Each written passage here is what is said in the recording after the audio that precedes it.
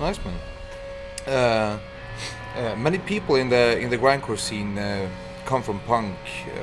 Where do you come from? Like, what's your history? Well, a mixture, both. I grew up on rock music. I'm sure a lot of punks probably did, before. But then Shane, the bass player, always says we were always looking for the next extreme. And I think being from Birmingham, like GBH is from my town, punk band. And once I discovered like GBH, after that, it was every punk band I could find, Exploited, Discharge, Crucifix on the USA. And then onto the faster stuff like Siege, Infest. See, there's a lot of kids here that maybe got into Infest and Siege because they're young, so recently.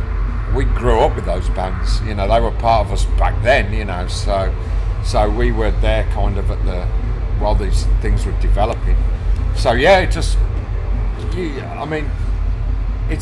easy to like categorize things. Oh, are you punk or are you metal? Well, no, actually I grew up on a mixture of different things, but probably punk was particularly important to me because of course punk, which has it's subjective like everything else, but to me it was always about a mixture of aggressive, vibrant, positive music still mixed with lyrics that were